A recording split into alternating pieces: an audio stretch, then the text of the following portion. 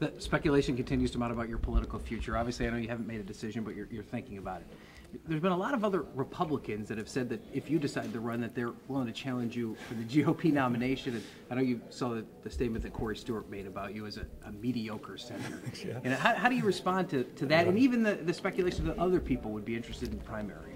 All I know is that going around and folks having me do fundraisers for them all over the state for the last several years, and so many people have been encouraging and urging Susan and me to get back into it. And they realize we need proven conservative leadership up in Washington that's in touch with the people and make sure that this is a land of opportunity for all and future generations. So fellow Republicans making some of it's laughable. As far as some of it, I'm glad he said I was a great governor a few times.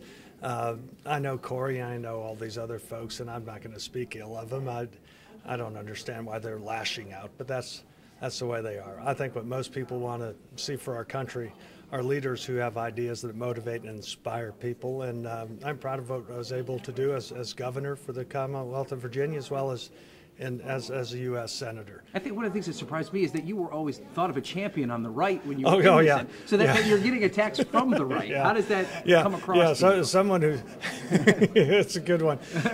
Someone who started their getting involved in politics as chairman of Young Virginians for Reagan in 1976 when I was in college.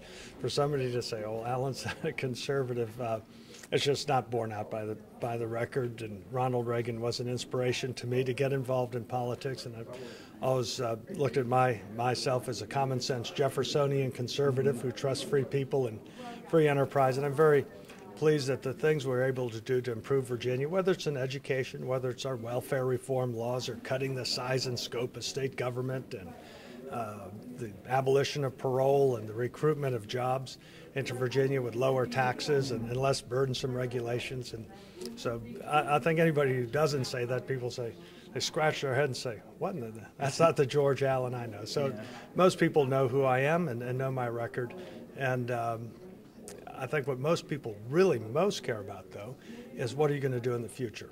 And that's what people care about, is how we can get our country from declining to ascending again, where young people have opportunities as they graduate from college to get a good job, and younger kids who are maybe in middle school at this time.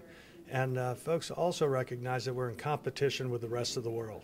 And we do have to have the right economic, energy, and education policies to make sure America is that shining city on the hill. Not that the federal government needs to be involved in education.